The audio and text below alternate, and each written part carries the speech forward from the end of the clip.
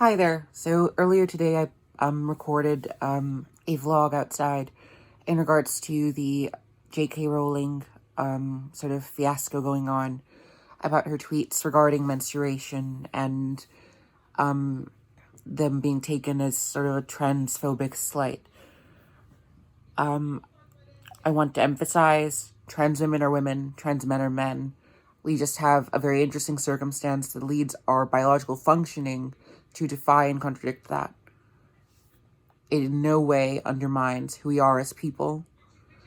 And if one is non-binary also, their identity is also valid. Their identity is also, transcendent of the physical limitations of their body. And interestingly enough, it shows through everything they are. Do not slight trans people for who they are. Take it as reality that trans people are a bit confounding. J.K. Rowling, to my honest surmising, is not transphobic. Hi, my name is Jillian Amatoso, birth name Akinsoji Amatoso, and I have something to say. Over the weekend, Harry Potter author J.K. Rowling cited in several tweets, that it is women who menstruate.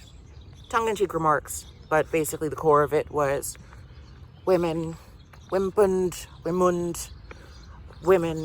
the ones who menstruate. Transgender women, by definition, cannot ovulate. Trans men, by definition, cannot produce sperm. Non-binary people, even, are defined physically by their femaleness or maleness.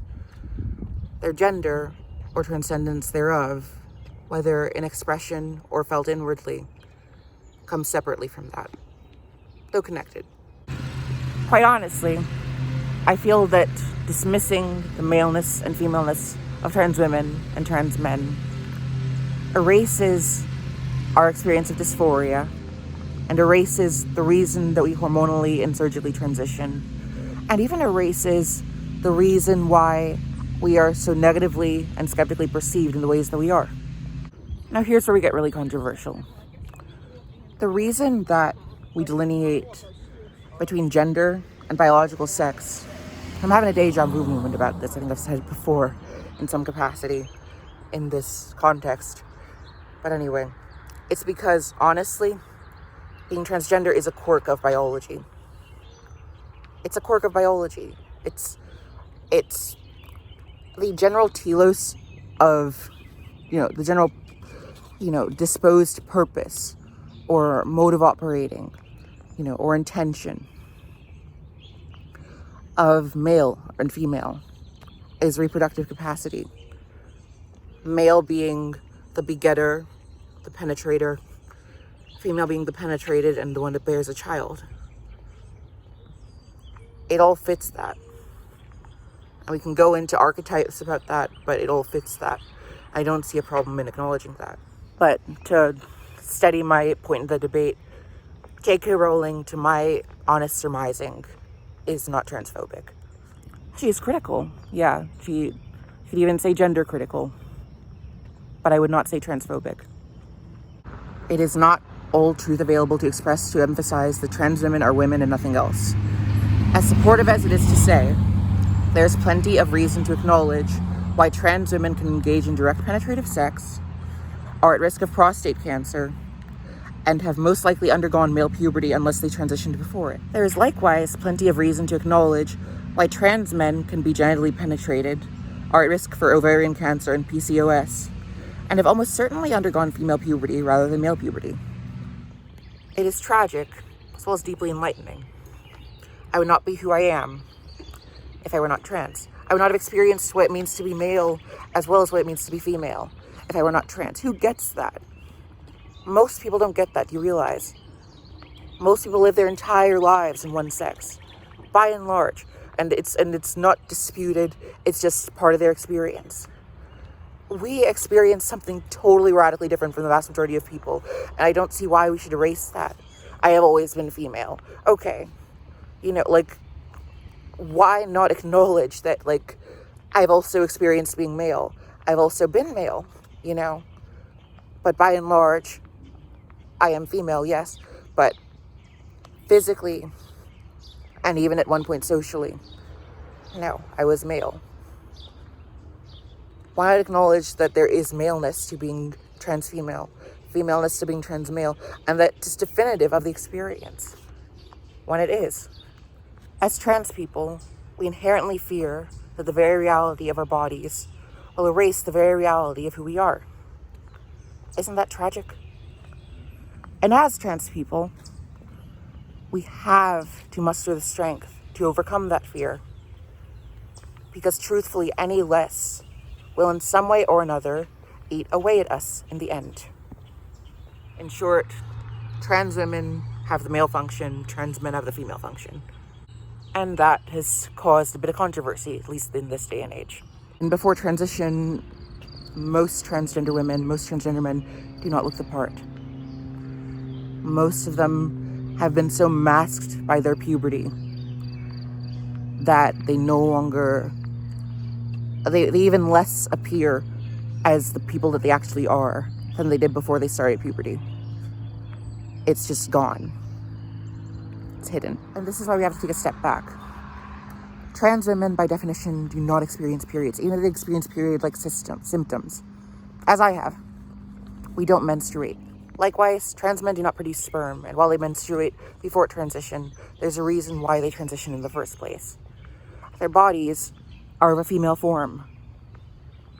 I have to be very careful about how I say this because I don't want to piss someone off, but even with cropped hair and masculine clothing, a trans man will have a higher voice, one that has not dropped to the pitch or weight of a male one. And trust me, I envy that oftentimes. They will still have breasts. I'll envy that too. And they'll still have the frame and fat distribution, etc., etc. The skin that a female generally does. That a female by and large does. This defines it. This defines being trans. The experience is at odds with how one identifies. That's what makes it so traumatizing and confusing for the person going through it, and even to an extent for the people who see it. Their psyche is of a man, but their body is at odds with that. For a trans woman, my psyche of a woman, totally masked by testosterone. Isn't that tragic? I think it's tragic. It's hard. Trans men deserve acknowledgement, but I don't think it's wrong to acknowledge that the fact that trans men menstruate, and namely only pre-transition, because testosterone and lack of estrogen basically plagues away your capacity to menstruate. Trans men menstruating, it's the exception that proves the rule. Just as a trans woman is a woman born with male physiology, trans man is a man born with female physiology. It's simple as that. And like I said, trans men's rate of menstruation even recedes once transition occurs. At core, there really is no male menstruating. They're just trans men who experience this exceptional occurrence, this exceptional circumstance. As a trans woman, I was born male. I was born with male mechanics, and I was born with the predisposition and indeed, in the end, the successful development as a male. Honestly, being transgender is a quirk of biology. It is at odds with the general function of female gametes, and male gametes. To be female at core telos, at core purpose, at core functionality, is to develop in a way that fits bearing a child, being male to penetrate a female. That is the core role, reproductive role, of why even femaleness and maleness exist. You can say everything about how, we have all the room to defy that, but the core, it all comes down to that. In all honesty, people are too dogmatic when it comes to this issue on either side, but especially the side that's prevailing right now. It's not erasing trans people's realities or experiences to acknowledge their maleness if they're trans women, trans female, or their femaleness if they're trans male, trans men. It's acknowledging, in fact, it's actually acknowledging their experiences as having undergone such a plight as developing in a way that is totally in opposition to who they are. And you know what, quite honestly, if we've developed that way, we have to accept, or at least understand, that that is part of who we are. Likewise, even socially, even experientially, trans women and trans men have been brought up in the opposite role from what they identify with, are. I have been brought up as a man, as a male. I've experienced myself as a male. I've been experienced as a male. And trans men, many trans men has been brought up as a male, as a female, and has experienced themselves as female and have been experienced as females. And as transgender people, we are just as variable as cisgender people, but on our own scale. It's not bigoted or disingenuous or transphobic to acknowledge the differences. We're trans. We're not cis. As much as we'd like it to be, and honestly that says something about the whole debate also. We developed the way we did. We were born with the equipment that we were born with, and whatever beauty we have is ours. So no, it's not wrong to say that it's women who menstruate. It's not even wrong to say that trans women are physiologically male and trans men are physiologically female. This is why I've even controversially considered being trans as almost a sort of hermaphroditism of being human. It's like hermaphroditus, son of God, of Hermes and Aphrodite, son of Hermes, daughter of Aphrodite at the same time. I think that's a gift. I don't see why we're erasing it. I don't see why, and I do think we're erasing it to say that trans women, are simply women, end of story. Trans men are simply men, end of story. When the story is much deeper than that, it's much richer than that. I don't mind being acknowledged as male, as much as it might hurt a bit, because I'm not, in my identity, in my experience, in how I express myself, in how I carry myself, in how I instinctively am driven to be. It's the truth. Okay? I have a penis. I can't menstruate. Let's be honest here. As trans people, we inherently fear that the very realities of our bodies will erase the very realities of who we are. And as trans people, I think it is our duty, or at least in our best interest, to muster the strength to overcome that fear. If we don't, I think it eats away at us. It's stressful. It's confusing. Maybe that's inevitable to an extent. But you're going to have to find a way to reconcile that with yourself. As much as there's injustice and iniquity done to trans people, I think it's overcompensation to say that, to erase stuff like that, just to not be able to say that trans women are male or trans men are female. There are different modes of it. In some ways we're female, in some ways we're male,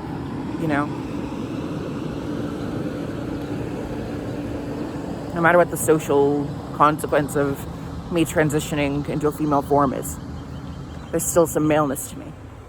No matter the sexual consequences of me transitioning to female, there's still some maleness to me. And transgender identity and biology will always be a complex topic. It's just the truth. People will find a hard life for themselves when they find themselves at odds with the world's immediate understanding of them, or just hard to understand. When you're hard to understand, life gets rough. It's just the truth. We have to combat that. Yeah, we have to educate and all these things. But we also have to understand that this is a complex issue. We have to understand the complexities of it if we're going to educate. It's our responsibility to keep the complexities intact, because they will be. So no, I don't think we should erase biological truths. Trans women are women, trans men are men. But yes, females menstruate. Males generate sperm. Females ovulate. Females do not generate sperm. Males do. Males do not ovulate. Males do not menstruate. Trans people are the exception that proves the rule. It's beautiful. It's a beautiful thing. Let's not get it twisted. As much of a twist as it is.